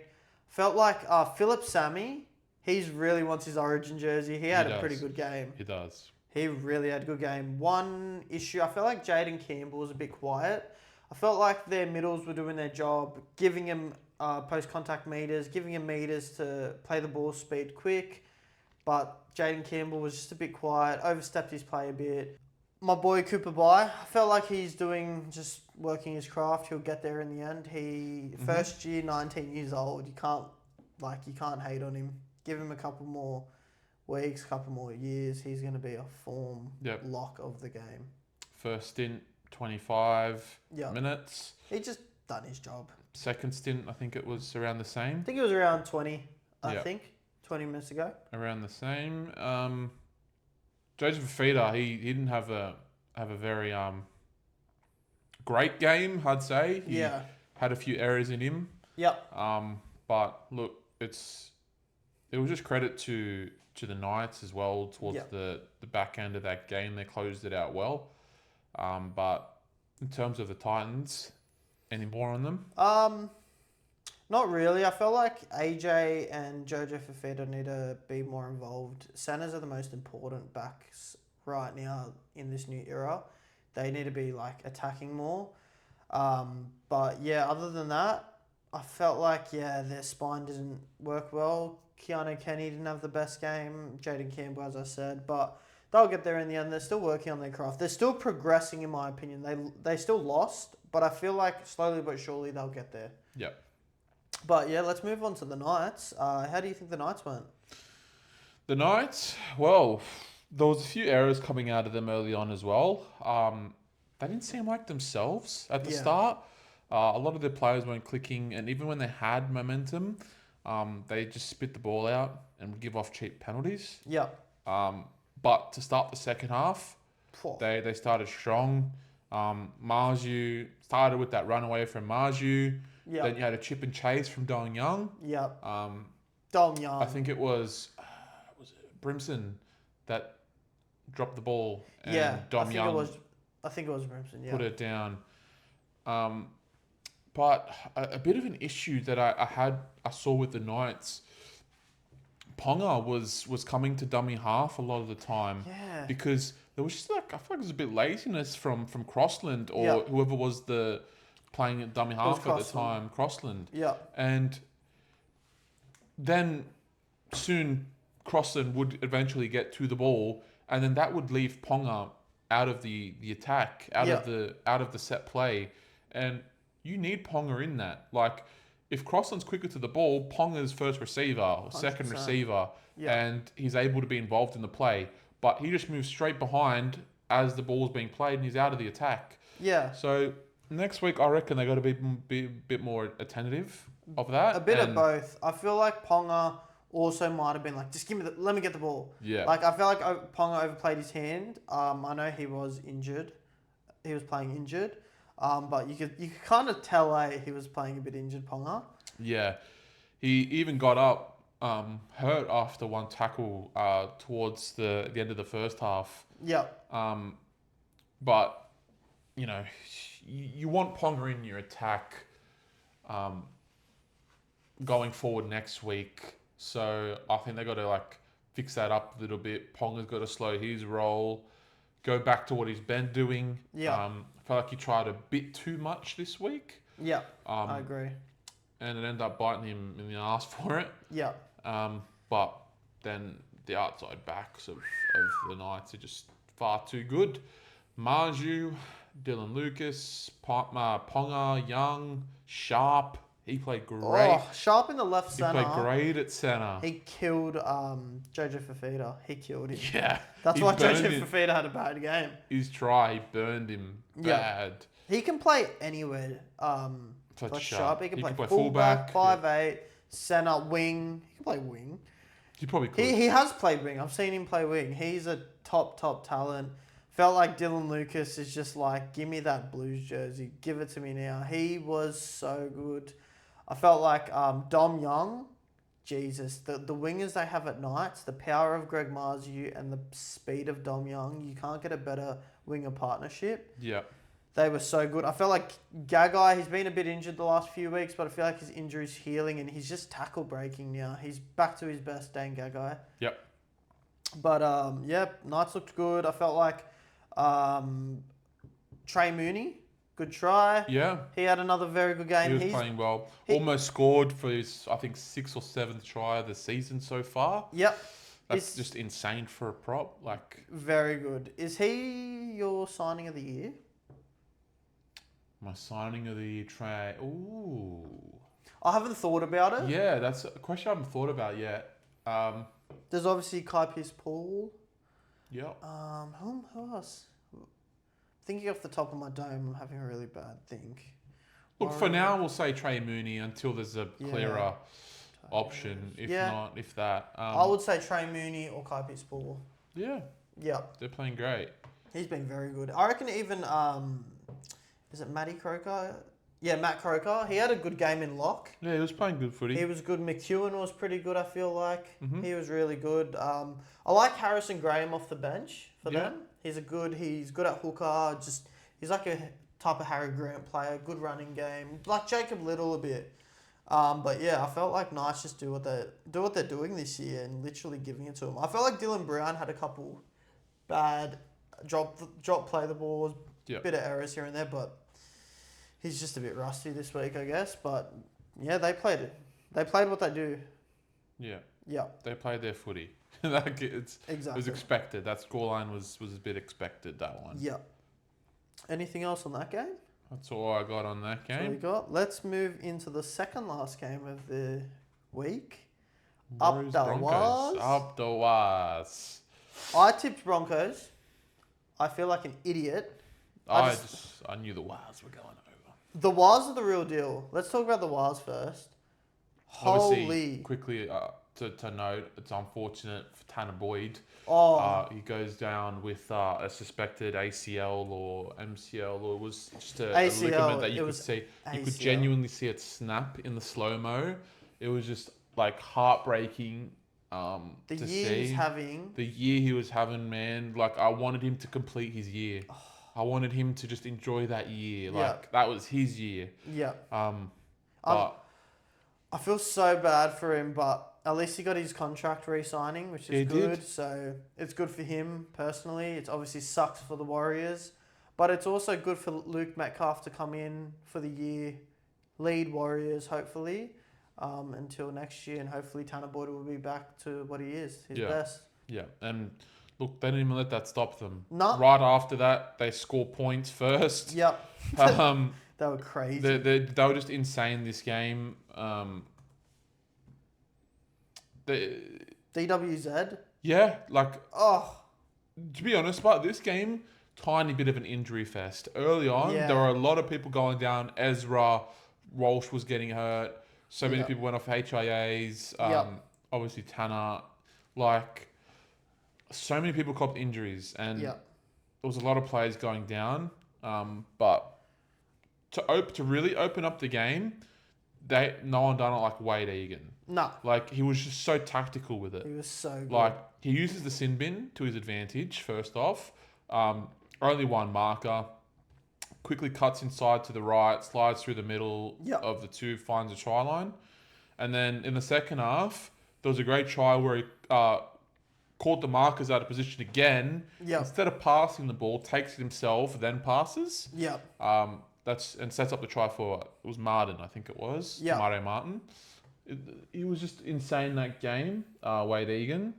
I thought Aaron Clark had a great game as well. What a game. Yeah, just imagine if Tanner Boyd did play. Yeah, what they would have done to them. It would have been more. Felt like Luke Healy, he came on for Tanner Boyd. He actually had a pretty good game, considering. I just want to really go in depth with Warriors forwards. Aaron Clark, Jackson Ford, Mitch Barnett and Fish, they really gave it to the Broncos. Mm-hmm. They're, for me, the best forward pack in the comp. Mitch Barnett was exceptional. I felt like Andrew Webster, Warriors coach name, Yeah, Andrew Webster. Sorry, having a blank. He was really smart because, we all have Jackson Ford on fantasy. We're like, why did he not play him? Start him. Give him the minutes. But he played that really well. He brought his big boys on the start, Mitch Barnett and Fish. Gave them a rest. And who's on the bench? Jackson Ford. And he's just doing what he does all year. Killing it. I felt like Valmunga off the bench. He is the best bench player this year, in my opinion. He's a strong boy. See his runs off the line? I would not want to be in front of that. No, I'd rather go have coffee somewhere else. I'd go to a coffee shop. But even Lecker, he had a good game. The Warriors are just such a fun team to watch, and it's so good when they're doing well. Yeah. I just want to talk quickly. Have you seen Calm Pereira's fantasy point? Well, I know you got sin binned. No.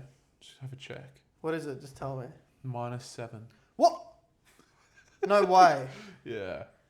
You're joking. You know No. what's funny? I was going to bring him in for if you play fantasy or super coach, you know what we're talking about. But remember I said to you like a couple of weeks ago, I might bring Cam Pereira. You're like, no, he's a trap. Don't get him. Lucky I listened to you. I got the brains. But I felt like Chanticle Clockstad, he's just fit into this team. Like he was at the Warriors a couple of years ago. He didn't look that great, but this year he just looks like happy. He looks like he's at home. I don't know if they have re-signed him or they will. I'm not too sure. But yeah, very, very good game, Warriors. Yep. 100%. Anything else you got on the Wires? Not really. Like, we can't praise them enough. Yeah. They're just such a fun team. They're probably the funnest team to watch this year, I'd say. They are. Yeah.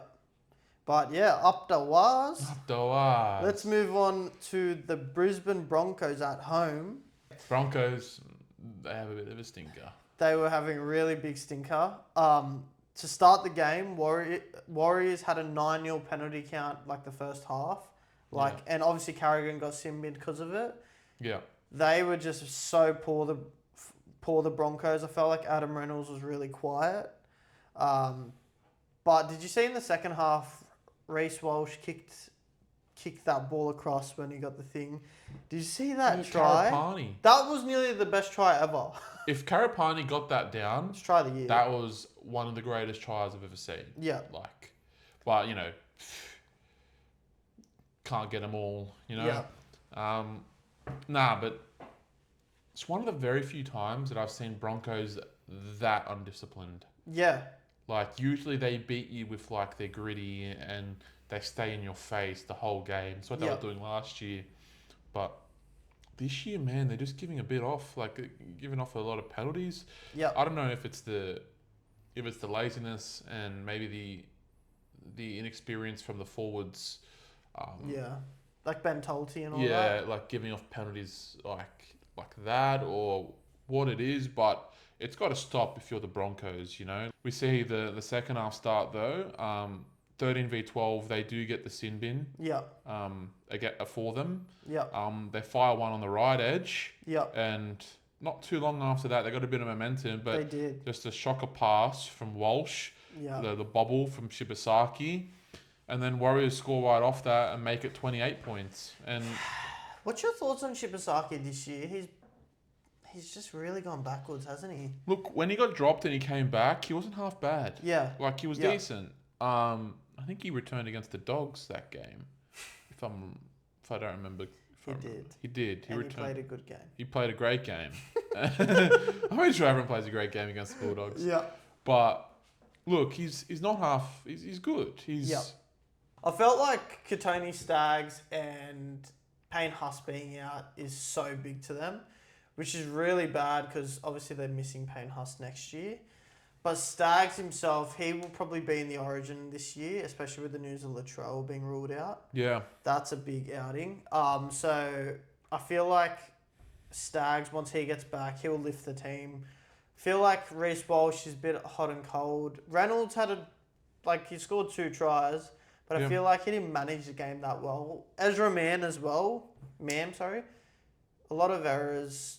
Just a bit inconsistent. But yeah, for the Brisbane Broncos to play at something called Magic Round, the atmosphere was rocking. It was pretty good until Warriors turned them off. I feel like it just wasn't good enough. I feel like Madge will be really angry with them. Yeah, he won't be happy with that one. No, that one really hurt him. Because Madge knows he's going up against good team. He wants to see his team do exceptional, but they just really didn't. But yeah. Is that what you have on that? Yep. And now we go on to the final game. The final game, Panthers defeat the Dragons. Yep. As expected, but 28-6. Yep. But that first half, the Dragons, good on you. Yous held in there. They really held in there. They were actually forcing Panthers a few errors. Yo dropped it. Yep. A few players dropped it. I felt like Dragons they simplified their game.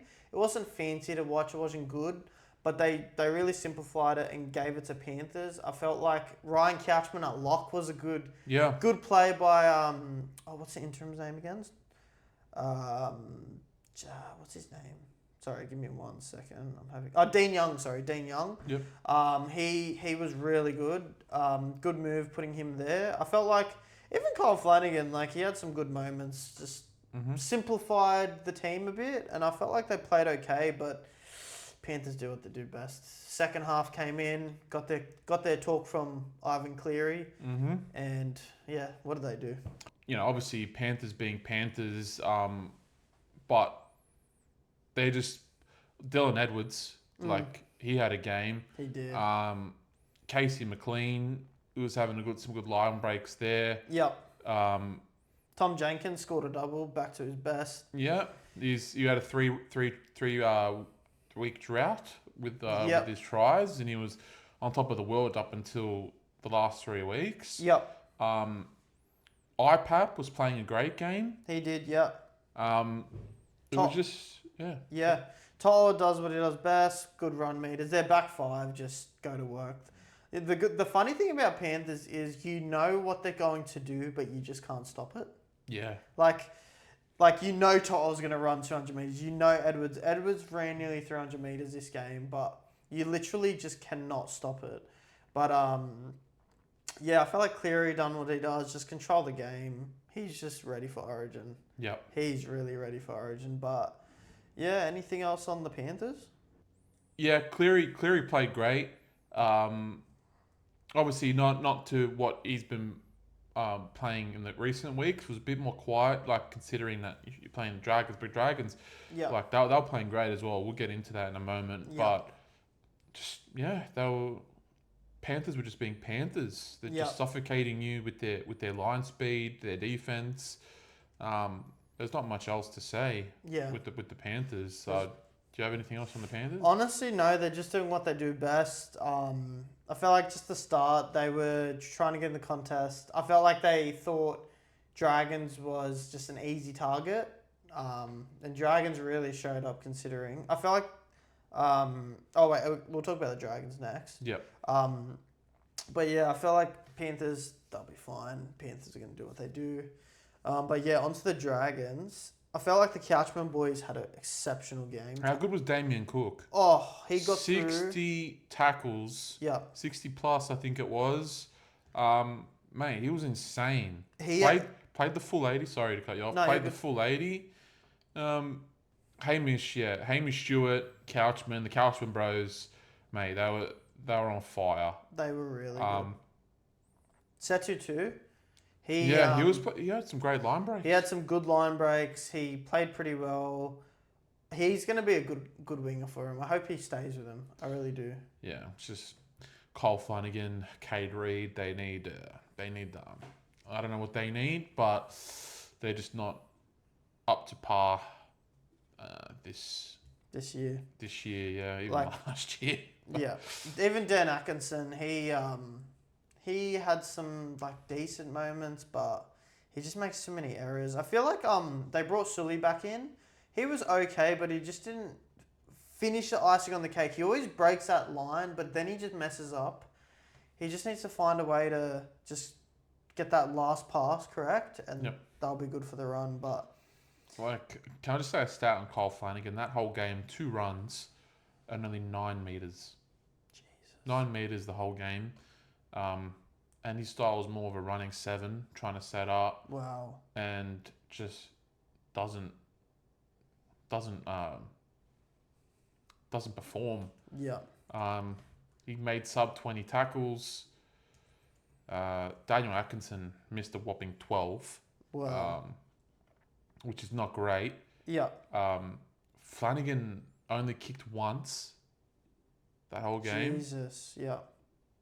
The kicking was done by Dan Atkinson most of the game. He was just non-existent. Yeah, it's just he wasn't there. I don't know what they were trying to do with him. But look, Dragons, they didn't do half bad considering. Yeah. Lucci obviously came off the interchange. Yep. Had had a shorter stint because of the Couchman Bros and Stewart and Egan. Yep. Because you just want to ease him back in. You don't want to aggravate something further. Yep. 100%. And yeah, what do you think of the Dragons? I just thought they, like the first half, they showed real good signs. I honestly just think with the Dragons, they are just lacking that class. But they've actually had some really good news this week with Metcalf. Yeah. They've got some good signings. They got Keon Kalamatangi coming for the middle power, which is really good. And then now they've upgraded their spine with Scott Drinkwater, who's just an attacking threat. And now they signed their halfback, Luke Metcalf. That is a big signing. They're just going to be so attacking. They're going to be one of the best teams to watch next year. I can't wait. I'm excited. With that forward pack and them, if they can just give Val Holmes and find that form, he can find some form, man, they're going to be tough to beat. They're going to be tough to beat. They are. But yeah, as long as they just try, like, do what they did in the first half for the future games. I don't know when their next win will come, but I think they are playing really good. I just think, give it time, Dragons. Give it time. Yeah, give it time.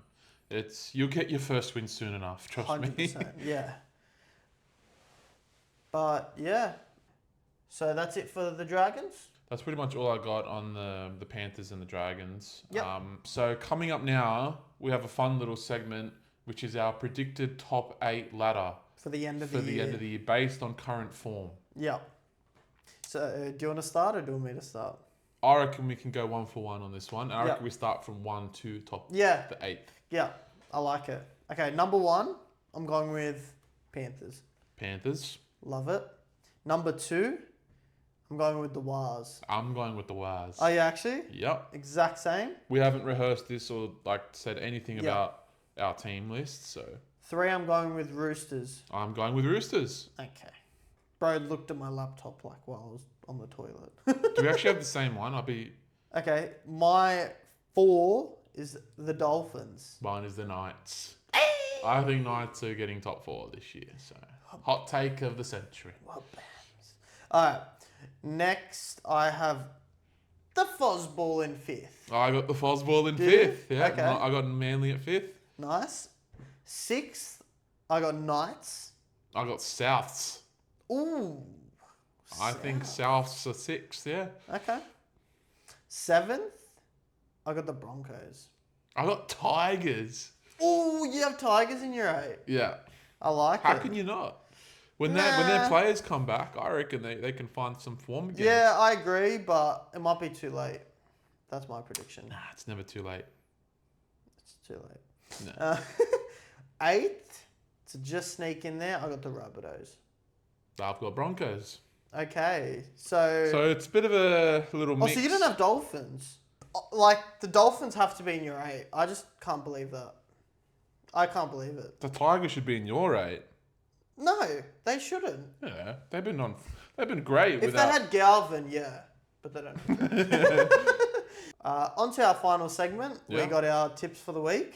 Let's get into it. Our final tips, yes. So just to be sure, this is not finalised. This is just our early tips. We'll have them out on Thursday before game time with our finalised tips. Yep. Of course, there are 5 games only since it's the major bye round. Yep. So let's start us off with the first game. Thursday, 7:50 at Canberra. It is the Raiders going up against the Finns. Who are you going for? Going with the Finns. I think I got to go the Finns just because Hudson Young's out. Ethan Strange will probably be out. Herbie's not out. Sungy's out. Sasangi's out. Yeah, I'm going with the Finns this game. Next game, Friday, 8 o'clock, is at Accor Stadium. It is the Canterbury Bulldogs going up against the Melbourne Storm. Yep, I'm going with Bulldogs as well. We're Bulldogs fans. We have to. Otherwise, we're cheating. Next game is Saturday, 5:30. It is the Dragons going up against the Warriors. I got the Warriors. Yeah, I got the Warriors. We can't laugh at them. They had a good week. They did have a good game. It was decent, but it's just, considering they were versus Penrith, and Penrith weren't at their very best this game. Yeah. like I'd go the Warriors, but the Warriors this week though, wow. The next game, Saturday, 7:35. It is the Seagulls going up against the Titans. I'm going with the Fosball. I'm gonna go with. Wait, I'm just thinking because Homole's out. Kohler could be out. Wait. He's thinking about it. No, Tino. No. I'm going Fosball, but I think it's going to be closer than what people think. I genuinely do. Okay. I love Fosball, but I think it'll be closer. Cooper Bye's in the team, bro. Come on. Last game to kick us off. Sunday is the Cowboys versus the Rabbitohs, 4:05 p.m. I'm going with the Cowboys. I didn't see enough from the Bunnies this week to convince me. And now Latrell Mitchell's out. He won't even play Origin. There's fears that Tallis Duncan might be in the squad for the Blues. Yep. Obviously, at the time of recording, the team is not out yet. So this is all just assumption based. But I think the Cowboys can have it over the. Yep. I'll tip Cowboys for now. Yep. Definitely. Obviously, both will have Origin outs, but I think. Wait, Well, Tom Dearden's already out. Cotter will play Origin. Cotter will. Marnie might. Yep. Taumalolo might. Tuolangi might. It's a close one. Actually, I'm tipping Rabbits. I'll jump on the Rabbits with you. Yeah, Cody Walker, just see it. Yeah. But yeah, that's our tipping done. That's it. So, that has wrapped up today's episode. Yep. What are you looking forward to next week? What game? I'm excited to see the Origin teams. The game, Bulldogs vs Storm. Yeah, it's always a G up watching your team play. But yeah, that's been us. Yep. Thank you for watching. Thank you. If you can, be sure to like and subscribe. Comment what you guys think on the Latrell news. I want to know who your guys' left centre will be, actually. Yeah. Let us know what you think. Early mail right now, they're probably going to put Crichton back in. Yep. In the squad. But yeah, leave a message who's going to be your right centre. Yep. I love it. Your left centre for Origin. Yeah. Yeah. They might actually just put Critter on the left, but we'll see. We'll see what happens. But yeah, thank you guys, and we'll see you next week. Thank you. Bye-bye. He's got the cramp too, Keithy. Stop cheering for Keithy.